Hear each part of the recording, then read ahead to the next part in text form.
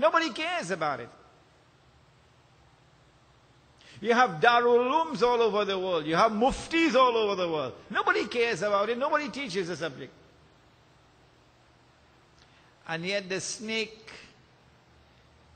is pumping its venom into the Muslim community around the world, paralyzing us. The Prophet ﷺ gave us money. We call it sunnah money. We never even heard the term of sunnah money. What is sunnah money? It's also in the Quran. It's not just sunnah, it's also in the Quran. It is gold and silver coins. Gold and silver coins. That money is money where the value is inside the money. And then the Jews and the Christians substituted that money with paper. On Sunday we're going to be dealing with this subject in detail.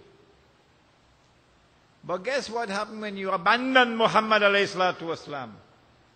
You abandon him. And you follow the Jews and Christians down into the lizard's hole. And you start using the paper. And you, of course, you sing in Qasida down in the lizard's hole as well. Ya Nabi salam alayka, down in the lizard's hole.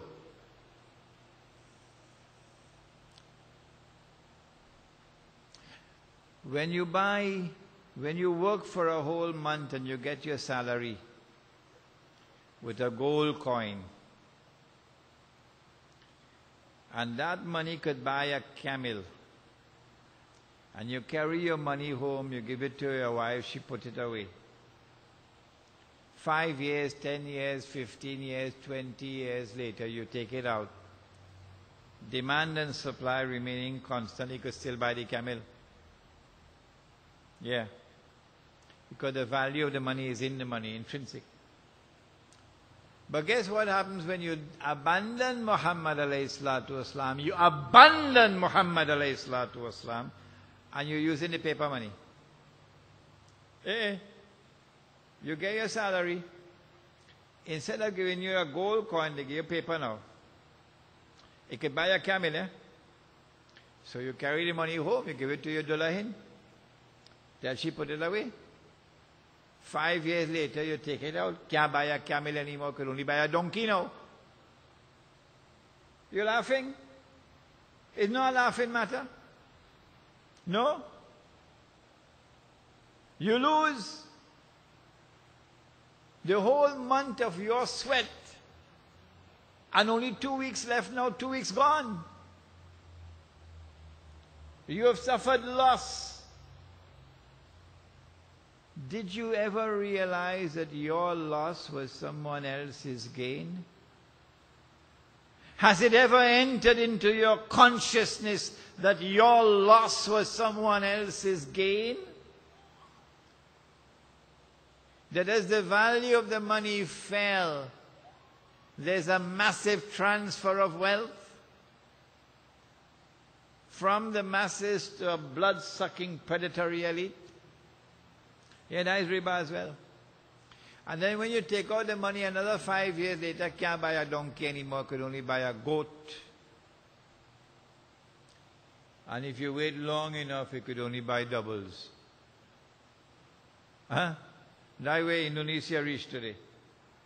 Could only buy doubles. That way Turkey reached today. Could only buy doubles. This is our pathetic state.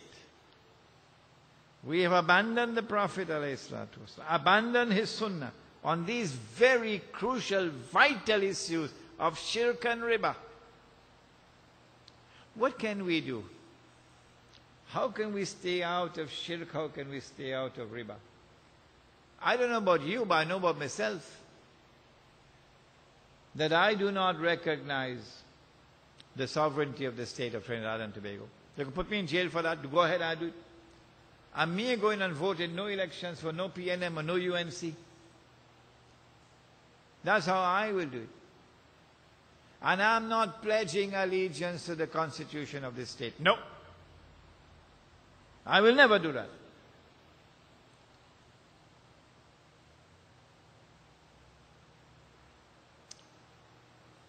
Of course, like everybody else, I just use the word Monday and Tuesday and January and February.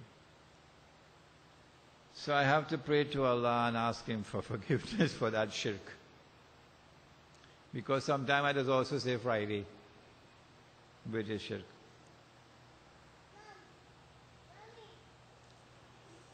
How can we stay away from riba? How can we bring back sunnah money? You can't do it in the market today. You've got to have to build a Muslim village. And in the Muslim village, you will have the Muslim market. And in the Muslim market, yes, you can try to bring back sunnah money. And when I stand up in this country to offer the project of a Muslim village, I am viciously attacked, maliciously attacked, monstrously attacked by the president of the Asja. Awesomely misguided man, awesomely misguided Jamaat. But he who laughs last, laughs best. If this is our pathetic state on the front of shirk and of riba, what about the rest of the sunnah of the Prophet ﷺ? We're talking about Muhammad ﷺ and the world today. Nabi Muhammad ﷺ was sitting in his home when his sister-in-law came in, his wife's sister. Aisha radiallahu ta'ala anha had an elder sister named Asma. So she came in and she was wearing clothing which was a bit transparent. So when the Messenger of Allah saw her, he turned his face away. And he said to her, Asma, when a girl reaches the age of puberty, so now she has a monthly cycle, nothing must be seen of her body except this. And he pointed to the face, and this, and he pointed to the hands. And so a woman is supposed to be covered. We use the word hijab to describe that covering, hijab. But actually hijab means a curtain. That no one can speak to Allah except min wara'il hijab.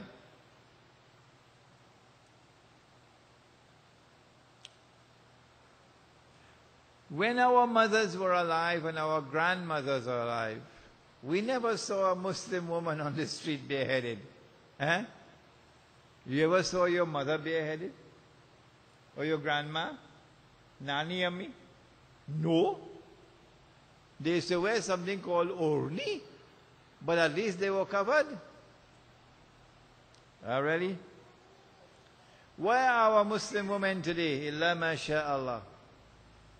The woman in hijab is the exception. The majority of our Muslim women today have abandoned hijab and have followed the Jews and Christians down into the lizard hole. She gone to work in the bank, and she's dressed like all the others in the bank. You wouldn't know she's a Muslim woman.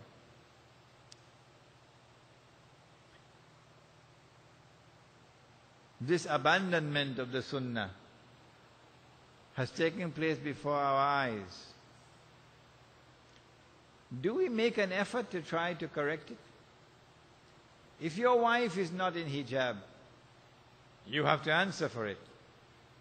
You're president of the Jamaat? You're the president of the Islamic Association? And your wife is going to work in bareheaded? Is this a joke? And your daughter going to school bareheaded? And she's a big girl? Is this a joke? What about the rest of the community? When you see Muslim women bareheaded on the streets, what about the rest of the Muslim community? Listen to the Prophet ﷺ.